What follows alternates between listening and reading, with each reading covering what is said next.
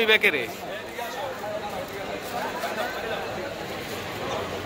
পিছনে পিছনে বাবার এই রিফাত আছে তো এগুলো সব কিছু বুঝে আছে তো আছে এই যে আমার কাছে আছে তোর কাছে এই আগেস না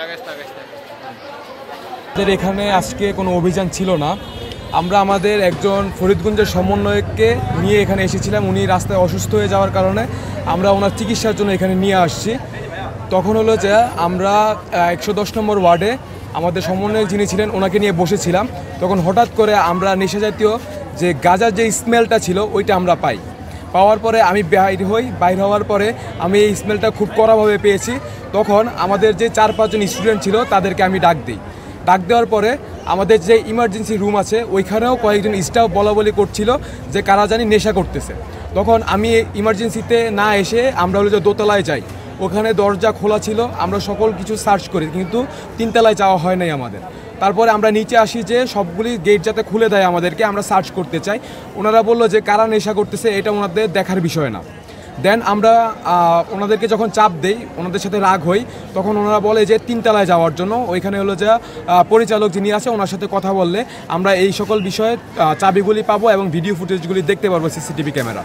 তখন আমরা 3 তলায় যাওয়ার পরে একজন নার্স বলে যে আমরা আবার জরুরি বিভাগে আসার জন্য। আমরা একবার 3 তলায় যাই, একবার নিচতলায় আসি। এরকম করার পরে আমরা আমাদের যেই যিনি আমাদেরকে বলছিল ওনাকে আমরা খুব বেশি প্রেশার দেওয়ার ফলে উনি আমাদেরকে যেই ডাক্তার ছিল ওনার সাথে কথা বলতে বলে। ওনাকে আমরা যখন এই কথাটা বলি উনি বললো যে এটা ওনার দেখার বিষয় না। তাহলে এটা দেখার বিষয় কার? ঠিক আছে, উনি আমাদেরকে কোনোভাবেই হসপিটালে ভিডিও করতে দিবে না।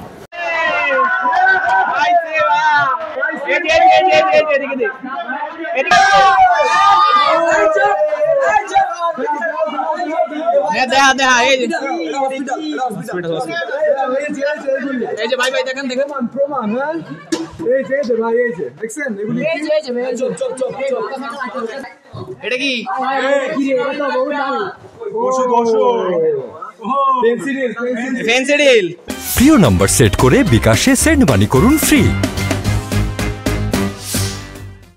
দেন হলো যে আমরা আমাদের যে স্টুডেন্টরা ছিল সবাইকে আমরা ইনফর্ম করি, সকলে আসার পরে আমরা 3 তলায় যাই।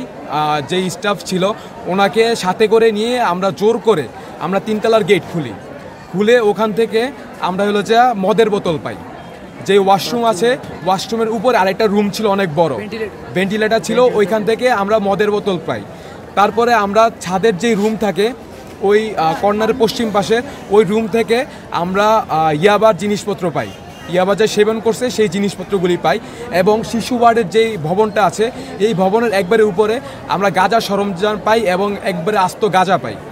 দেন হলো যে আমরা ওনাদের সাথে কথা বলতে গেলে ওনারা যে তত্ত্বাবধায়ক ছিল হসপিটালের উনি নাকি একবার উনি বললো যে বাসায় আছে। ওনাকে যখন কল করা হয় উনি বললো উনি বাসায় আছে।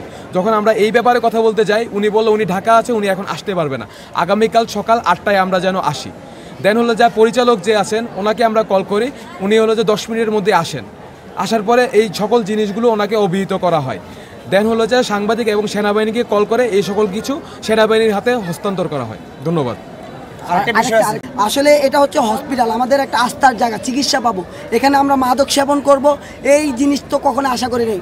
তাছাড়া আমরা পুরো হসপিটাল ভিজিটিং করি, রুগীদের কাছ থেকে অনেক সমস্যা জানতে পারি।